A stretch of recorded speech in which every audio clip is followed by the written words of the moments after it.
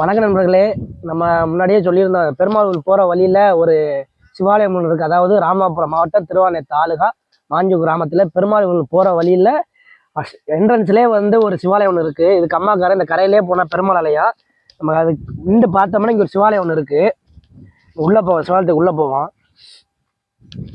இது வந்து நான் அடிக்கடி நான் பார்த்து போய் நிறைய பேர் போட்டுட்டாங்க, நிறைய பேர் அறியாத ஆலயங்களுக்குள்ள நிறைய பேர் போட்டாங்க அப்படின்னு சொல்லிட்டு நான் அப்படியே நம்ம எதுக்கு இனிமேல் போட வேணாம்னு சொல்ல விட்டுட்டு நம்ம எடுப்போம். நம்மளும் இவ்வளோ தூரம் வந்துட்டா பெருமாளை மட்டும் எடுத்து போறேன்னு சொல்கிறாங்க, சிவனை எடுத்து போட முடியாதுன்னு சொல்கிறாங்க.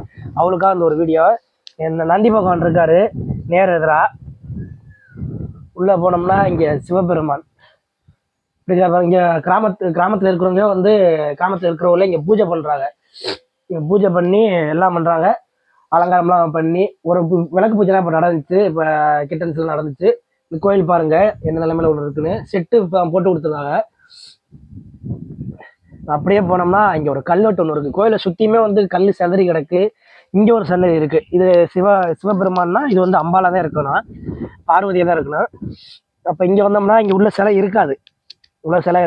நீங்கள் பார்த்தா தெரியுதா, உள்ள சிலை இருக்காது. அப்படியே இங்கிட்டு வருவோம். இங்கிட்டு வந்தோம்னா இந்த கல்வெட்டு இருக்குது. கல்வெட்டுகள் வந்து நிறையா இருக்குது பாருங்க. எனக்கு வந்து ஓரளவு வாசிக்க தெரியலை.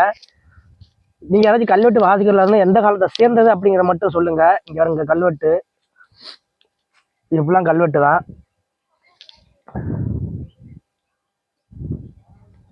இந்த கோயிலை வந்து பழமையான கோயில். அந்த ஒரு தடவை நான் சொல்றது என்னன்னா, சிவாலயம் இருந்தால் பெருமாள் ஆலயங்கிறது கண்டிப்பாக இருக்கு அப்படிங்கிறது எடுத்துக்காட்டு வந்து இதுதான். இங்கே சிவாலயம் இருக்கு, அதுக்கு பின்னாடி பெருமாள் வந்து எப்படி இங்கே போனாருங்கிறது தெரியல. ஆனால் பெருமாள் இங்கே போயிருக்காரு. நம்ம விடாமல் அவருக்கு பண்ணிக்கிட்டு இருக்கோம். சிவபெருமானுக்கு இங்கே கிராமத்தில் இருக்கிறவங்க எல்லாரும் சேர்ந்து பூஜை பண்ணிக்கிட்டு இருக்காங்க.